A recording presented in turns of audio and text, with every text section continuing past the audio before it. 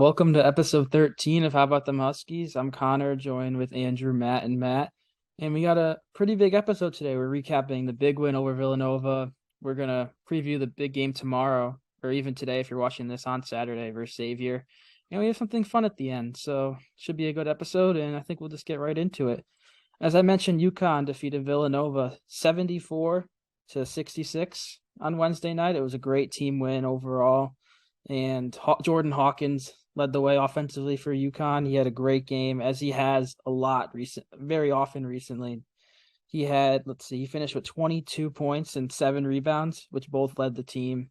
He he's just every time he throws up a shot, I feel like there's a really good chance it's going in. And there's some guys you can't say that.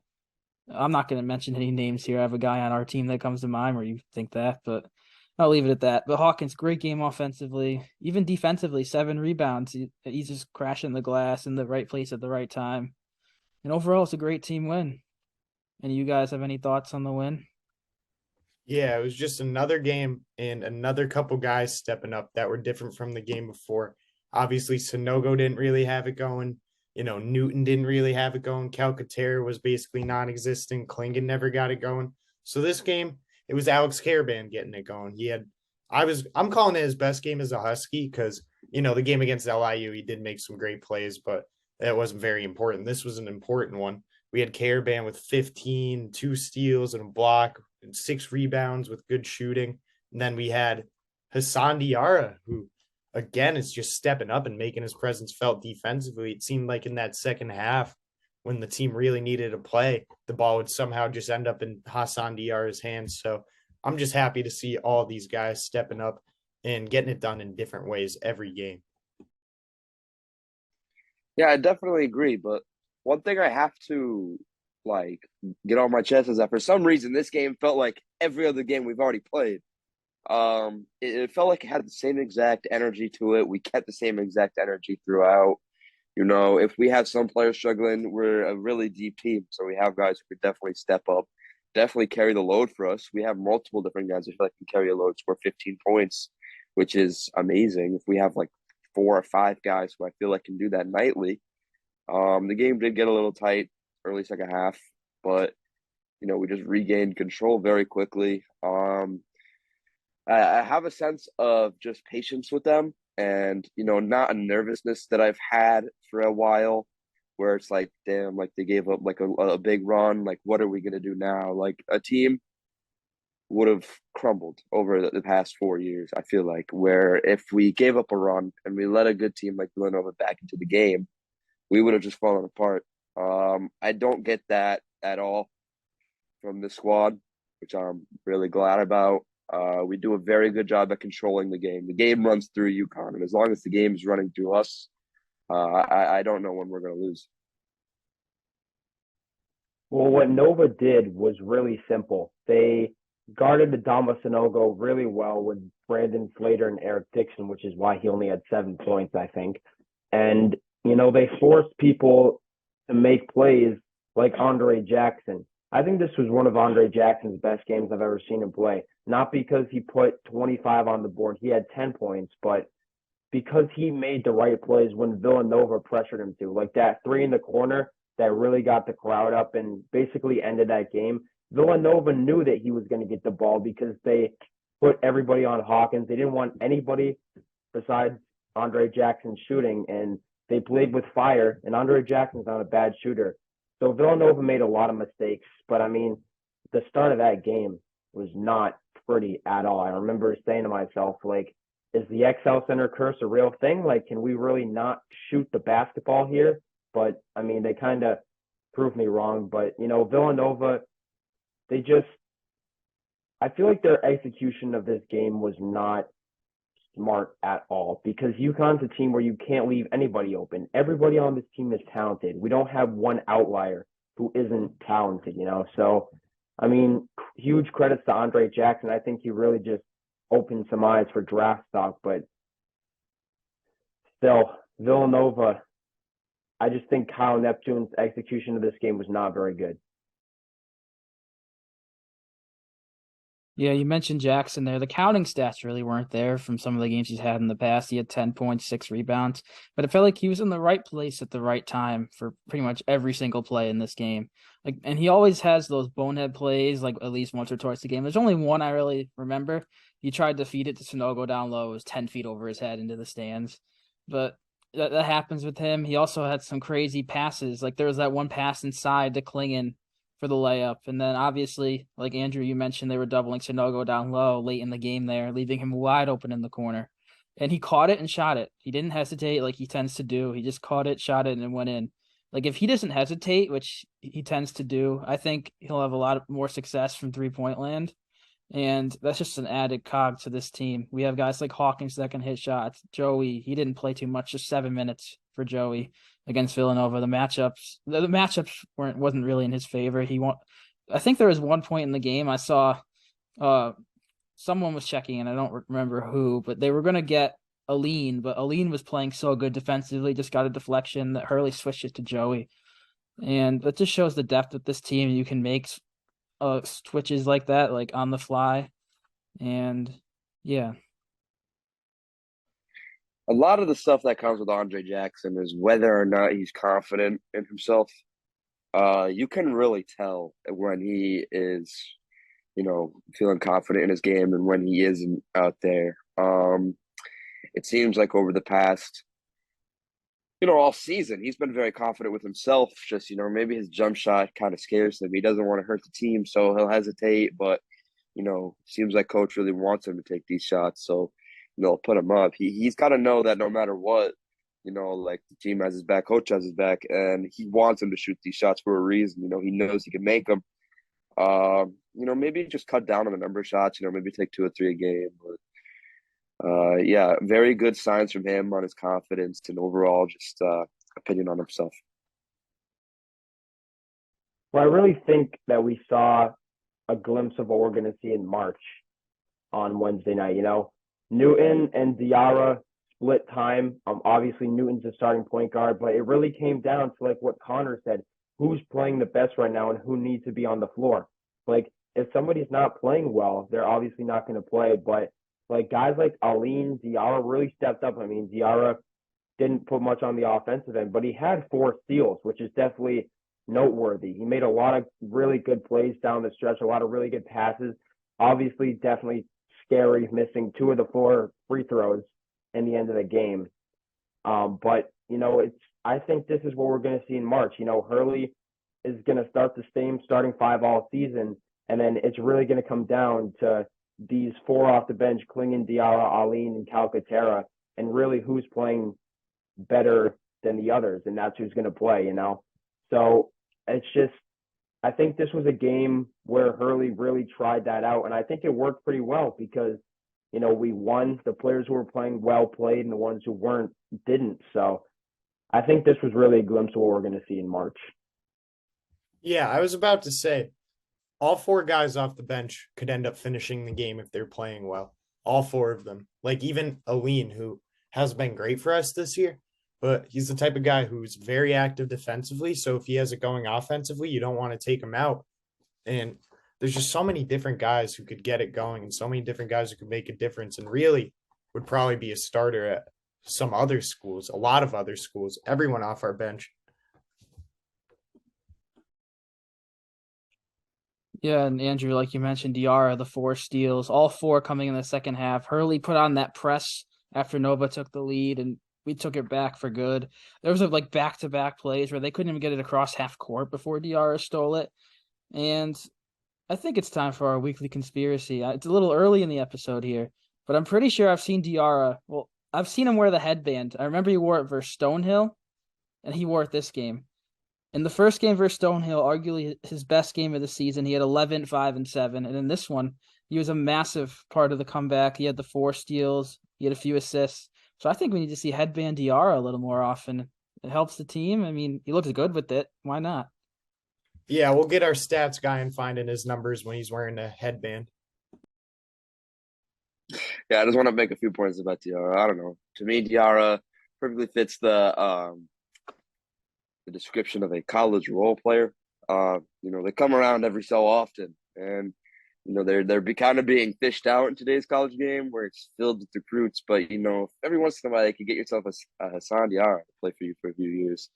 You're not complaining. You love a Hassan Diarra on your team. We've said it before on this podcast. We'll say it again. He's the guy you don't want to be on the opposition when you're playing. He's just a gritty defender. He just makes all the right plays. He's not a great scorer like we've touched on, but like you mentioned, definitely definition, textbook role player in college basketball. And let's see, a couple more facts about UConn here. Coach Hurley, our conspiracy from last episode is not true. Coach Hurley defeated Villanova. So that's good to see. There was a little argument there. I don't recall who shot the ball, but Sonogo was called for a foul shooting at three. Hurley was getting a little heated. I was thinking, oh no, is this it? Is he gone? But that wasn't the case. And we'll touch upon some things that weren't so great. Obviously, they won. Everything was good enough to win, but not much Adama. He only scored 7 points. Dixon did a great job. We'll talk about him in a second, what he did offensively for the Wildcats. Barely any Joey. Like I said, that was the matchups. That's going to happen with such a deep team. Andre Jackson, if you guys recall from the Georgetown game, he drilled a three right in front of the Hoyas bench and was teed up for saying something to either Ewing or the bench. And he did it again versus Villanova. He hit a three on the wing, and he was right in Kyle Neptune's face. I don't know what he said, but it's just he's got to stop doing that. I mean, it's back-to-back games. Once I can see it, because it was at the time against Georgetown, it was an intense game, a close one. You don't really expect that one to be that close, so the emotions are running high. But twice in a row, that can't cut it. Like, what if he does it again? What if he does it like in a Final Four game and we lose by 1 or 2 because of those technical free throws? It's a stretch, but he just can't be doing that. Yeah, he's extremely passionate and competitive guy, and sometimes it gets the best of him.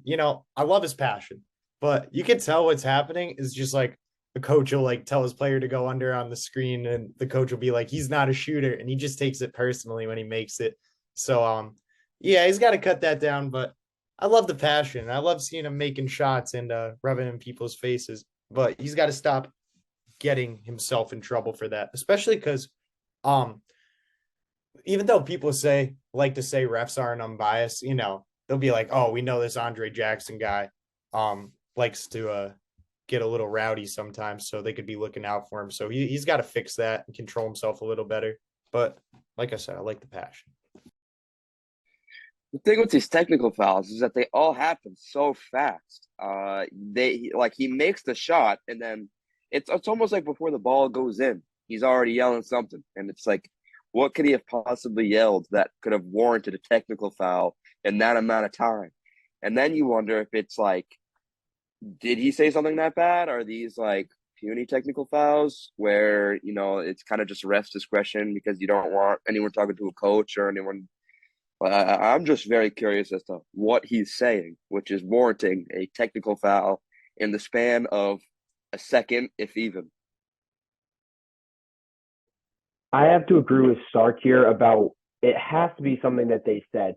Either leave him open or something along those lines. And, obviously he's going to take it personally because he's a very good basketball player. He's developing his shot. But, technical fouls these days come pretty easily, as we saw. I mean, last year, Hurley got one for pumping up the crowd, which is the most ridiculous call I've ever seen. But, I mean, it just makes me wonder, why didn't Hawkins get one for bumping into Kyle Neptune? Like, did Jackson actually say something that the ref was able to hear? Because that ref was right behind him. Like, that ref probably heard every single word he said to Neptune, which what makes me think that he got the technical for that reason. But I mean, yeah, even like Connor said, like, if I love a passionate player like that, but he's going to do that to the wrong coach. And there's going to be a player that stands up for his coach, and he's going to get him a second technical and eject from the game because he's going to do something to Andre, and Andre is going to do something back, and he's going to get a second technical and then thrown out of the game. So I really don't want that to happen, but I do like that Andre is playing passionately and that he's not taking anything from any coach. But yeah, he's just got to keep his emotions in check sometimes. I mean, maybe he can make like a motion to the coach, not like get up in his face, but I do like that he's not taking anything. Yeah, Connor had a pretty good idea in running the play, but on the opposite side of the court, so that he can't say anything to the coaches and just keep getting to business. Yeah, I got to change up the playbook a little bit there. And also, a simple stare would do. I think it'd be intense. And like you see, he drills a three in his face and he just walks back, backpedal staring at him. That'd be awesome. Hopefully, like the camera would catch it, but you don't have to say anything to the other coach. That's childish almost. I love how we've spent a couple of minutes trying to figure out good ways for Andre Jackson to talk trash. Yeah, definitely. And Andrew, you mentioned quick technical there. I think it was you at least. Another quick one that comes to mind, the Jordan Hawkins one in the PKI championship versus Iowa State. He had a little touch foul down low, and it felt like before he could even get a sentence out, he was teed up. So maybe it's the refs, they're just softer, they're looking to call it sooner. Who knows? But just all in all, Jackson's got to be smarter. We'll end the segment there. I was gonna say before we end the segment, they might just be protecting coaches more heavily than players because coaches cannot play. For sure. And we, like Andrew also mentioned, Hawkins bumped into Neptune as he's celebrating. Neptune's looking right away. Where's the foul? Where's the technical foul? He didn't really impress me too much as a coach. He's kind of looking for those calls. Obviously, the Jackson one landed in his lap. He's coming up to him, yelling at him. But like Hawkins bumped into him. Oh well. I'm sure. I don't remember it, but I'm sure Neptune had his feet on the court or something like that. All coaches do. Yeah, one thing you'll notice about good and bad coaches in college basketball is that a lot of coaches play the game expecting to get certain calls. You cannot do that. I felt like UConn was doing that for the longest. You'd feed it inside and you'd expect something to get some free throws and it wouldn't happen, and your whole plan would be busted. The second you get yourself in a physical matchup, you need to be able to handle yourself, not at the free throw line. You got to have people all around who are going to help, which is why this year's team, I feel like, is doing so good because we have a million shooters. We're not really worried about the free throw game anymore. We're not really worried about, clogging the paint and taking a majority of our, second half points as free throws. We have raised the expectation on ourselves so high that, like, we don't care for free throws. I can't remember the last time we were like damn, like these, like if we got free throws here, like this would have made a big difference, or if we got a call here, this would have made a big difference. Like every single game, I feel like we don't need free throws, we don't care. But Villanova this year, new head coach, might say a lot about his character that uh he is searching for these free throws. And I think back to that Oklahoma State in the PK tournament where they were just whining, complaining about free throws. And I feel like the way you kind of compose yourself throughout the game at the free throw line, and as a head coach, it really says a lot for what you're trying to build and what your program is all about. Yeah, we'll move on. We'll touch upon the Villanova stats real quick. Eric Dixon, 18 and 8. It felt like 30 and 20. He felt like his footprint was all over this game. Caleb Daniels, he hit some big shots down the stretch. He's a really good player, good scorer. He had 23. Brandon Slater, 10 points, a solid role player. And Cam Whitmore, as Sark, you mentioned in the preview, he was your guy to watch. He only had 6 points in 22 minutes. We really contained him there. He didn't make a three. And he was guarded mostly by Jackson. And even at times when we went 3 guards, Aline was on him, which is a slight mismatch, but clearly it worked out. And besides that, for Villanova, they have an interesting situation upon their hands. Chris Arcidiacono, he played 34 minutes, took 1 shot, had 0 assists, and he's the main guard out there. That's the only reason he's really out there, because he's the only true ball handler. He had no assists, took 1 shot. Mark Armstrong, their other point guard, barely played. And yeah, obviously they're missing Justin Moore, and this wasn't Whitmore's A game, but I don't know. It'll be interesting to see our matchup a couple months from now, see how we match up then. And we all actually met at the game. That was fun. We all ended up attending. We got a picture together. It was cool. And also, I just want to do a quick shout out here. Kyle, he met me in line there when we were getting in the XL Center. It's cool to see. It's crazy. We're a small podcast. There's 45 subscribers on YouTube. So it's really cool to see that. It caught me off guard a little bit, but shout out to you, Kyle. It was really awesome. And I think we'll move to the second half of the preview here for the Xavier game. Number 22, Xavier. UConn's going out to Cincinnati tomorrow. Let's see. We'll each choose a player to watch for that one. Sark, you want to go first? Yeah, my player to watch is Jack Nungy because he's just been around forever. What is it, like his fifth year in college? And he tends to play well against us. I remember last year he had 22 and they beat us last year. They got us and he was playing great that game. And this is also just the third game in a row where it's just going to be um another problem inside. I wouldn't say problem, but it's just going to be another tough game inside. G-Town, Nova, and then this game. There's just a lot to deal with inside. So I just want to see how UConn plays inside. And Nunji's having a great year, by the way. I forgot to mention that. He's averaging 15, 8 in a block a game. So he's one of the better bigs in the Big East again. So I want to see how the team responds to him. I'm going with the man with one of the best names in college basketball and one of Xavier's best players, Sule Boom. The 6'3" guard. He's having a great season, averaging 17.3 points. And I think that Hawkins is going to end up guarding him because he clearly guarded Archidiakono and Armstrong pretty well, and even Whitmore when he had to. But I just think that Boom's a guy who can make teams pay if we make mistakes. And I think the key to that game against Xavier is really not what we do as much as not making mistakes, because this team's going to kill us if we make mistakes. Just don't, like, as simple as it sounds, just do not make any mistakes. I mean, we can beat this team. It's a top 25 matchup, but we can beat this team. Just no mistakes. But Hawkins has to guard Sule Boom pretty well because he's going to make us pay if we make those mistakes. But he's my guy to watch for that game because I think he's going to have a pretty good game either way. I'm gonna roll with Zach Freemantle on this one. He's having a very good year and another good forward. He's averaging around 15 and 7. We've tended to have a tougher time with the bigger forwards.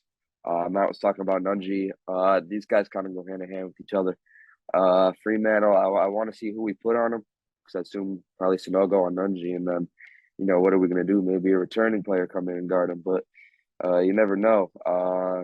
Yeah, I just want to see how we bounce back from the Eric Dixon beating and, contain these big men moving forward. Yeah, Dixon pretty much denied Sonogo the ball the whole time. So with two great big men in Nunji and Fremantle, it'll be interesting to see how Hurley and Sonogo counter that. And I think I'm going to have to go with Colby Jones. He's averaging 14 points, 5 rebounds, and nearly 6 assists. He's almost like, here's a comparison for you, Andre Jackson with a jump shot. He's shooting 44% from 3, almost 6 assists, 5 rebounds. He had a breakout NIT last year, and he came back, and he's a leader for this team. And I think Andre obviously will draw that assignment defensively, and that's going to be a fun matchup to watch. And we'll quickly each choose a UConn player that we like for this game. And let's see, who am I going to choose? I'll go with Joey Calcaterra. I mean, he was really a no-show versus Villanova. I think that's going to be a rare case where that happens. That's just a game where guys like Diarra stepped up and earned those minutes. I think he's definitely going to come in, maybe not to the performance he had against Georgetown where he carried us to a victory, but I can see a couple of 3-pointers for Joey, maybe 8 to 10 points. Definitely a bounce back from his dud versus the Wildcats. Look for a comeback game from Tristan Newton because he has had those all year long. I think it was the BU game where he didn't do great, and then the next game against Buffalo, he dropped a triple-double. So, I mean, he's been a little inconsistent to start the year. He's either really on or really off, but I think he's really going to come back because Nova did a pretty good job guarding him. But, I mean, if Hawkins is on Sule Boom, I'm not really sure who's going to be guarding Newton, but he's my guy to watch. Look for a comeback game from him. Yeah, and I'm looking at Hassan Diarra because he's really had a bigger role these last 2 games. He's extended his minutes and he's played in the second half late a lot. And I just want to see if he can make a habit out of playing big minutes as we stretch on here in the Big East. I want to bring up 2 guys just for the sake of it, just because no one said Sonogo. Obviously, I want to see him bounce back from the game he had against Dixon. that stuff that he was doing, it's not gonna fly all season. You need to be able to come back, bounce back, and be able to put up your regular stat line after taking a hit in your confidence, which I think he'll do easily. It's Adamas Sanogo. He's known for this stuff. And then I just want to touch on Jordan Hawkins because his stat line last game was elite, NBA level stat line. That's what the scouts love. 7 assists, 24 points. You love to see all those things from him. If he can come back again, you got to have 20 points, 5, 6, 7 assists. Do that all year, and you're building up a case for yourself to go to the NBA draft. So, I would love to see Jordan Hawkins come back and put up a similar stat line and help us win. Yeah, with Jordan Hawkins, I did the math out earlier because I was curious because he had obviously the opener versus Stonehill. He had the concussion. He left early. And versus Iowa State, like I mentioned earlier, he had the technical and he was foul trouble. He only played 5 or 6 minutes. So I have a stat here. In games where Jordan Hawkins plays 10 minutes or more, double digits, he's averaging 17.9 points per game, which would lead the Big East. So we obviously talked about before the year, will Hawkins take that next step? There's all a big if, but he has definitely taken it and then some, and I think really fueling this team right now. And obviously, the top 25 matchup, it's actually our first top 25 matchup since Alabama, which obviously we played a tough schedule, but no ranked teams since then. And it's going to be a sold-out Cintas Center in Cincinnati. It's New Year's Eve. Crowd's going to be rocking. Really the first hard environment, I think, all year. Obviously, Florida is tough, but that was also at 9 p.m. on a Wednesday near finals for the students, so that wasn't too bad. So I'm curious to see how we adapt to that. And I want to add one more thing here. We talked about the ESPN rankings, like the BPI or whatever it is, projections. We mentioned the Florida game. We were favored to lose. We have like a 60% chance to win at Xavier. So I'm curious how you think we'll lose at Florida, but win at Xavier. It's just doesn't really make too much sense to me. Yeah, this is a big road test for us. This could be one of the few games a year where we don't walk away with the victory, or a few games this year where we don't walk away with the victory. I am very curious to see how we handle it. For me, this game was a lot different than Florida. There's a much bigger shadow over us, I feel like now, than we had when we were going into Florida. We have a huge target on our back, and going down to Xavier, it's also a Big East matchup. This matchup is giving me a tough division matchup in football. This is giving me a Patriots Jets trap game, which it isn't a trap game, but I can see Xavier coming out and coming out very fast, and us having to put some things together on the fly and have to figure it out. But do I think we'll win by 9-10 points in this game? Probably not. Yeah, obviously this is a very tough road test, but it's massive to have this. It's not late in the season, but it's also not the beginning. We already played on the road at Florida. We opened Big East play at Butler. We have experience with this group on the road. Obviously, no top 25 teams we played among those guys, but it'll be interesting to see. And after the Villanova game was on Wednesday, we don't have another home game until January 7th versus Creighton. Another sold out crowd. It's going to be a gamble this time. But just because it's sold out doesn't mean you can't go. If you still want tickets, you can go through those third-party seller sites. There's still some up there. A good one that comes to mind is SeatGeek. If you use SeatGeek, you can save $20 off your first order using code HBTH at checkout. I mean, Creighton, obviously, they're not the team we thought they'd be. It's still, we've never beat them, so it'd be a historic game to attend. You could say, I was at the game where UConn beat Creighton for the first time. So, yeah, if you use code HBTH at checkout at SeatGeek, you can save $20 off your first order. The tickets are a little pricey for that one. I'm not sure they're quite Villanova level. I don't have them in front of me right now, but it's still $20 off. It's a pretty good deal. And I think we're going to, one last segment here. It's the last episode of 2022. So we're going to do some New Year's resolutions for the Huskies squad. Obviously, there's not too much to go over. They're undefeated, 14-0, second-ranked team in the country. But we each found something here that maybe they can shape up, work on for the new year and beyond. And I'll start off quickly here. I think it's find some consistency with the role players. And what I mean by that, like we had a guy like Calcaterra, 14 points, led the team versus Georgetown, non-existent versus Villanova. You had guys like Diarra. He had a huge game defensively. versus Villanova, showed up versus Georgetown, but besides that, hadn't really done much.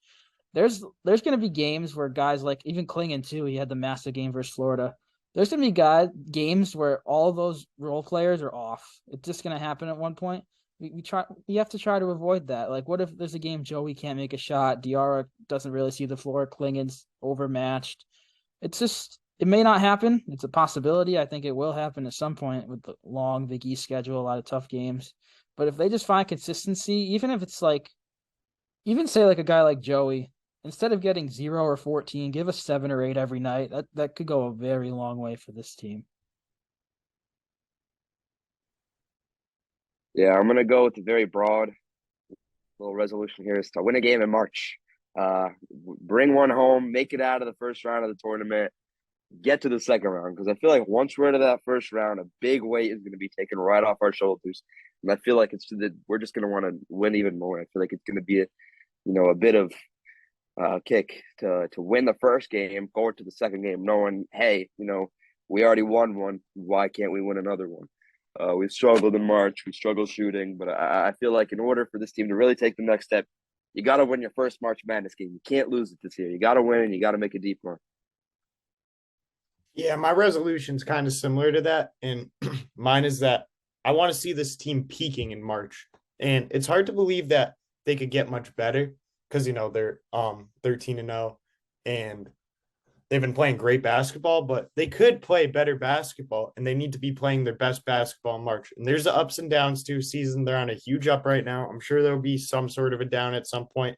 All that matters is that in March, it's a new season and you need to be on the upswing. So that's mine. New Year's resolution. Mine is pretty specific and it's for the rest of the regular season, but at some points in the game, we got to not run set plays. I mean, there was one specific one that I'm thinking about where it took us 7 seconds. Mind you, the shot clock's 30 seconds.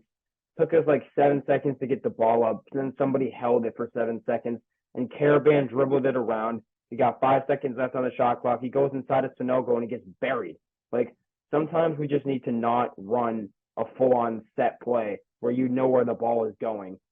And it's just like, you just got to go with the flow. Like, you got to see how Nova's defense reacts because you're not going to beat teams just by running set plays, because if they figure out those set plays, then you're screwed. But it's just, that's my New Year's resolution for them and kind of the coaching staff. Not that they're doing like anything wrong, but I mean, still obviously run set plays if you need to take some time off the clock, but don't run them every single play because it's going to get old. It's going to get recognized, and we're going to start losing games if we run the same stuff. So just, keep the set plays in mind and keep them for specific times where we really need to use it. Yeah, I agree with you. I feel like this is a high pace, up tempo team, and you don't want to just sit on the ball for most of the shot clock. You want to try to get 15 seconds or less with this group. Yeah, and for your resolutions, both Matt, you guys touched upon March. I think March, the biggest thing is experience. You look at our roster. Aline played with Virginia Tech. Jackson played last year and the year before a little bit versus Maryland. Sonogo, the same. But besides that, none of our players have played in the March Madness game. Hassan Diarra had a nice run in the NIT. Hawkins, if you guys remember, he had the concussion he suffered versus Creighton, so he was out the Big East tournament and the NCAA tournament. Guys like Newton, Calcaterra, they're veterans, but they've never been on the big stage. The freshmen like Klingon, Caravan, even Johnson, I don't believe he checked in versus New Mexico State last year. At least, I don't remember, but I don't think he did. So obviously, we have veteran depth, but we also have guys that have not been there before, which you could say that's the same for a lot of college basketball, a lot of good top schools like Duke with all these freshmen, 5 stars, Kentucky. But I don't know. It's just a little concerning because they've never been there, but they'll figure it out. Obviously, they're figuring it out right now, but it's something to watch for, I think. A trend I'm beginning to notice in March is that the teams that make the deeper runs are the teams that play together for the longest, the teams that stick together for years at a time, filled with veterans, and that they like playing together. I get a sense from this team that they all love playing together. They're all here for the team. I don't notice any personal agendas anymore, which we've had in the past and really hurt your team. A lot of guys trying to get drafted, a lot of guys trying to, boost their stock, not really thinking about the team. The one thing I have I think we have going for us in March right now is the fact that we've had a core together for a little while, and they have a year or two of experience under their belts, and they're just used to playing with each other. I feel like that just spells success for us. If you take a look at the teams that have gone deep into March in the past, they're not the teams who have 4 or 5 5 stars in their starting lineup, and they have guys in and out every year. Of course, you got schools like Kentucky, Duke, Kansas, who have had recent success, but I mean, Duke haven't won a national championship in how long? Can't remember the last time Kentucky got one. I mean, Kansas just got one, but then they beat North Carolina, who have a lot of the similar players. It's all about building a consistency to your team. And I feel like this year, especially, we have a very good consistency and very good depth. And I feel like we're built for March. I feel like we'll start seeing our best basketball right around then. All right, I think that'll just about do it here for episode 13 of Have With Them Huskies. It's a good episode, I think. We recap Nova, previewed Xavier, gave our resolutions. And the next episode, it'll hopefully be between the Xavier and Providence game, which those are two very tough games, arguably the toughest games on our schedule.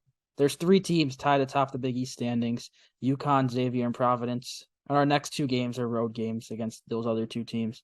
So it's really going to be an interesting 5 or 6 days. So, yeah, hopefully works out well for them. And thanks for watching.